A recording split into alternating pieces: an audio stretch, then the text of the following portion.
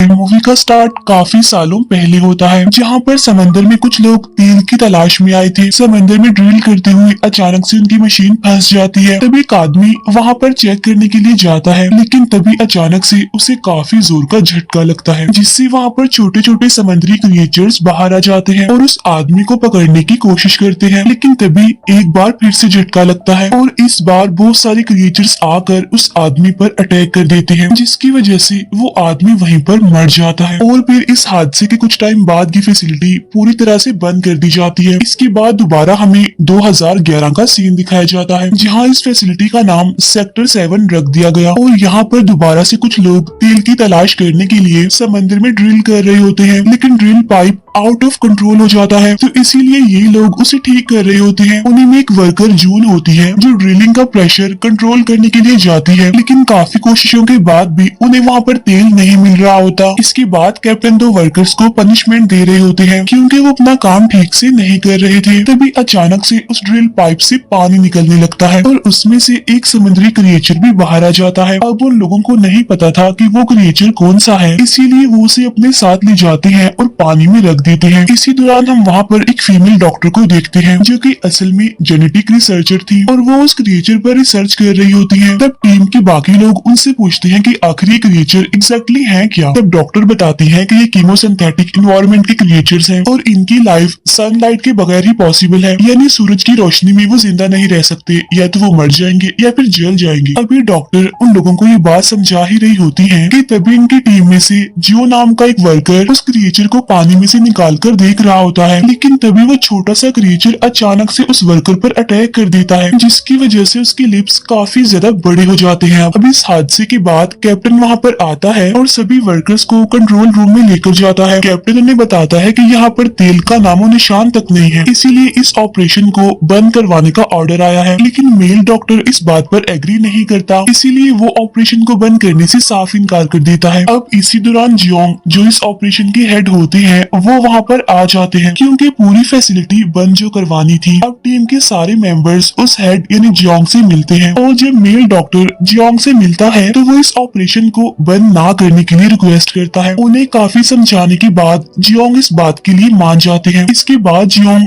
Captain के पास जाता है और कुछ और महीनों के लिए इस ऑपरेशन को कंटिन्यू करने के लिए कहता है। इसके बाद ये सभी लोग दोबारा से अपने काम के लिए निकल पड़ते हैं। वो अपने काम में लग जाते हैं, यानी तेल की तलाश करने लगते हैं। इसके बाद टाइम गुजरता जाता है और हम 3 महीने बाद का सीन देखते हैं। वो सभी लोग अपना काम कर रहे होते हैं, लेकिन तभी ड्रिल पाइप में कोई खराबी आ जाती है, जिसको ठीक करने के लिए जून और एक वर्कर पानी में जाते हैं। काफी नीचे जाने के बाद जून अपना काम कर रही होती है और दूसरा वर्कर उस पर नजर रख रहा था, लेकिन तभी उस वर्कर की रस्सी टूट जाती है, जिसकी वजह से वो काफी नीचे चला जाता है। ये सब कुछ देखकर जून उसकी हेल्प करने की कोशिश करती है, लेकिन तभी अचानक से जून को भी शॉक लगता है, जिसकी वजह से वो बेहोश हो जाती है। अब इस हादसे का बाकी टीम मेंबर्स को भी पता चल जाता है, इसीलिए वो रस्सी के सहारे जून को वापस खींच लेते हैं। इस हादसे की वजह से सभी लोग काफी परेशान होते हैं। इसके बाद वो फीमेल डॉक्टर जून से पूछती है, क्या तुमने समंदर में नीचे कुछ देखा था? असल में वो किसी क्रिएचर के हमले के बारे में पूछ रही थी, लेकिन जून को कुछ भी याद नहीं था। इसके बाद जो वो फीमेल डॉक्टर बाहर खड़ी होती है, तब उसके पास वही वर्कर जियो आता है, यानी जिसे उस छोटे क्रिएचर ने काट लिया था,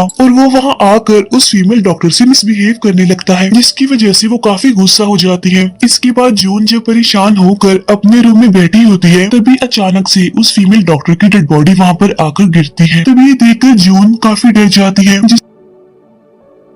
इसकी वजह से वो स्टाफ के सभी मेंबर्स को भी वहाँ पर बुला लेती है। अब ये वहाँ पर दूसरी मौत थी, जिसकी वजह से सब लोग काफी परेशान हो जाते हैं और वो सारा इल्जाम उसी वर्कर जियो पर डाल देते हैं, क्योंकि कुछ टाइम पहले वही उस फीमेल डॉक्टर को परेशान कर रहा था। लेकिन सीनियर डॉक्टर कहते हैं कि शायद ये सुसाइड होगा, लेकिन जब वो ऑटोप्सी करने लगते हैं तो उन्हें कुछ अलग ही मिलता है, यानी किसी ने जबरदस्ती उस फीमेल डॉक्टर को नीचे गिरा दिया था। तब वो सीनियर डॉक्टर समझते हैं कि शायद स्टाफ के किसी मेंबर ने उनके साथ जबरदस्ती की होगी, इसीलिए वो सबकी डीएनए रिपोर्ट लेने लगते हैं। अब सब लोग जीव पर ही शक कर रहे थे, इसीलिए वो उसे बेसमेंट में बांध कर रखने के लिए जाते हैं। डॉक्टर डीएनए रिपोर्ट से ये पता लगवा रही थी कि शायद ये किसी स्टाफ मेंबर ने ही किया है, लेकिन काफी टाइम हो जाता है और डॉक्टर अपने लैब से बाहर ही नहीं आते। इसीलिए कैप्टन लैब में जाता है तो उसे पता चलता है कि किसी ने डॉक्टर को भी मार दिया है। ये देखकर वो सभी लोग काफी घबराने लगते हैं। उन्हें लगता है कि शायद ये काम जीव का ही होगा, इसीलिए वो सब लोग बेसमेंट में जाते हैं। उधर हम जीव को बंधा हुआ देखते हैं, जिसे काफी डरावनी किसी क्रिएचर की आवाज सुनाई देती है, जिसकी वजह से वो काफी चिल्लाने लगता है और अपनी रस्सी खोल लेता है और वहाँ से भागने लगता है। फिर कुछ टाइम बाद वो सारे लोग वहाँ पर आ जाते हैं और साइड में ही वो वर्कर जीव बेहोश पड़ा हुआ था। तभी लोग उसे पकड़ लेते हैं और बस मारने ही वाले थे कि तभी वो इन लोगों को उस भयानक क्रिएचर के बारे में बताता है जो उसने कुछ टाइम पहले ही देखा था। वो उन सबको वहाँ से भागने के लिए कहता है और खुद भी वहाँ से भाग जाता है। अब ये सारे लोग उसके पीछे भाग ही रहे होते हैं कि तभी जून वही भयानक सा क्रिएचर वहाँ पर देखती है और उस क्रिएचर ने उसके बहुत सारे टीम मेंबर्स को भी मार दिया था। अब जून अपने बाकी टीम मेंबर्स के पास आकर उन्हें उस क्रिएचर के बारे में बताती है। तब ये सुनकर वो हेड यानी जियोंग उस क्रिएचर को मारने का सोचते हैं। तब जून भी गन लेकर उनके साथ नीचे जाने लगती है। फिर थोड़ी देर बाद उन्हें कॉरिडोर में उनके दो वर्कर्स भी मिल जाते हैं और तभी देखते ही देखते उनके पीछे से वो क्रिएचर आ जाता है। तब ये देखकर वो दोनों वर्कर्स काफी घबरा जाते हैं। तब वो क्रिएचर उन दोनों पर भी अटैक कर देता है और एक एक करके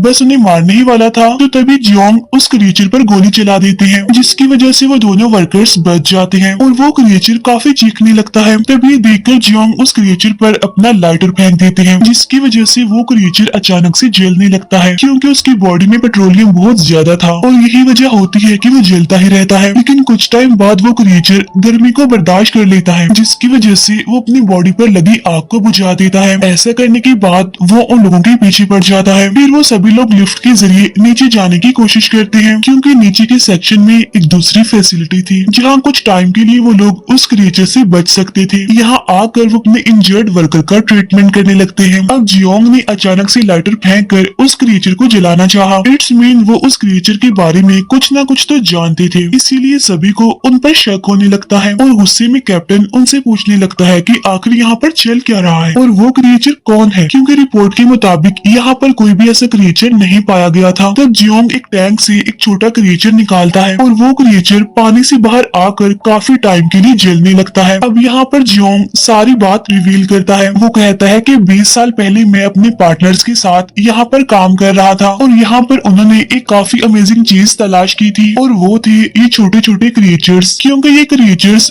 30 घंटों तक जल सकते हैं इजीली, जिसकी वजह से ये बहुत सारी एनर्जी प्रोड्यूस करते हैं क्योंकि उनकी बॉडी खुद पेट्रोलियम से बनी हुई थी। और इन क्रिएचर्स को अगर वो जमीन पर लेकर जाते तो एक क्रिएचर के बदले उन्हें बिलियंस में पैसे मिलते क्योंकि वो क्रिएचर्स बहुत ज्यादा एनर्जी प्रोड्यूस करते थे। लेकिन मेरी टीम को ये बात पसंद नहीं आई क्योंकि वो सारे क्रिएचर्स थे इसलिए, और बाहर के क्लाइमेट में वो कैसे रिएक्ट करेंगे किसी को कुछ भी नहीं पता था। लेकिन मैं इस बात के लिए नहीं माना और सीक्रेटली अपना एक्सपेरिमेंट करने लगा।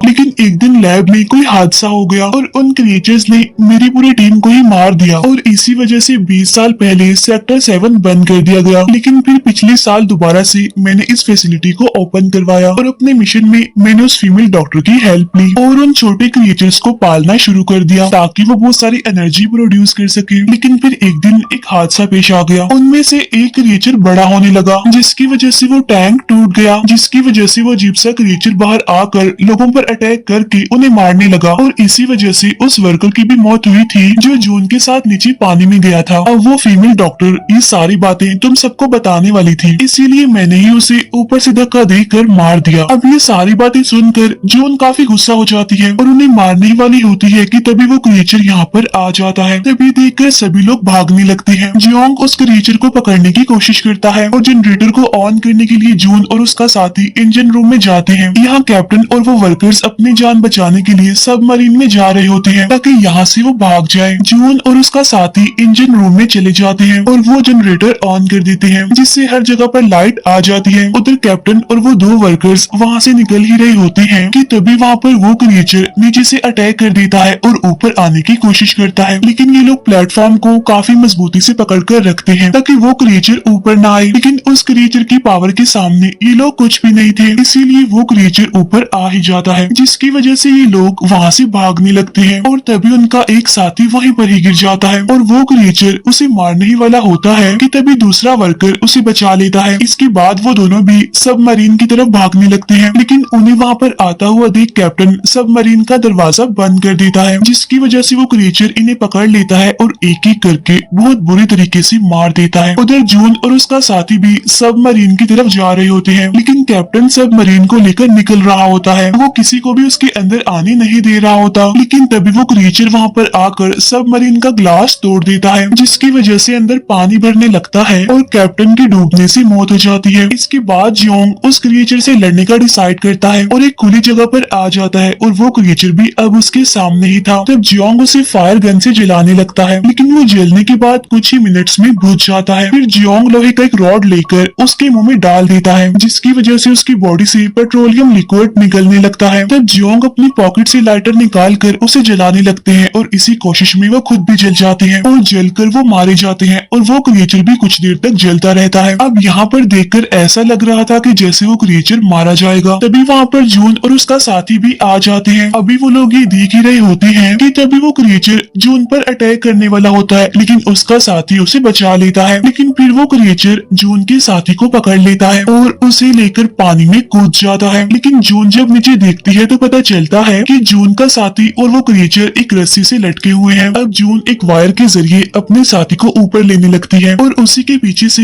वो क्रिएचर भी आने लगता है, लेकिन वो क्रिएचर अब जल चुका था। तभी जून का साथी उसे वहाँ से भागने के लिए कहता है, क्योंकि वो क्रिएचर कभी भी ऊपर आ सकता है जब उसको नीचे गिरा दिया जाएगा। और तब जून वहाँ से भागने लगती है और जब वो क्रिएचर नीचे गिरने वाला होता है तो वो जून के साथी को भी पानी में खींच लेता है और उसे भी वो मार देता है। इसके बाद जून कंट्रोल रूम में होती है। फिर कुछ देर बाद वहाँ पर वो क्रिएचर भी आ जाता है। इसके बाद जून बाहर आती है और जब वो उस क्रिएचर को देखती है तो ड्रिल मशीन की साइड पर चली जाती है। जैसे क्रिएचर उस पर अटैक करने के लिए आता है तो जून ड्रिल मशीन का यूज करके उस पर अटैक करने लगती है, लेकिन वो क्रिएचर दोबारा से उस पर अटैक करने लगता है और काफी मुश्किलों के बाद फाइनली वो क्रिएचर मर जाता है और देखते ही देखते ये पूरी फैसिलिटी डिस्ट्रॉय होने लगती है। लेकिन जून पानी में कूदकर अपनी जान बचा लेती है। इसके बाद रेस्क्यू टीम वहाँ पर आकर जून को रेस्क्यू कर लेती है और यहीं पर ये मूवी एंड हो जाती है। Thank you for watching.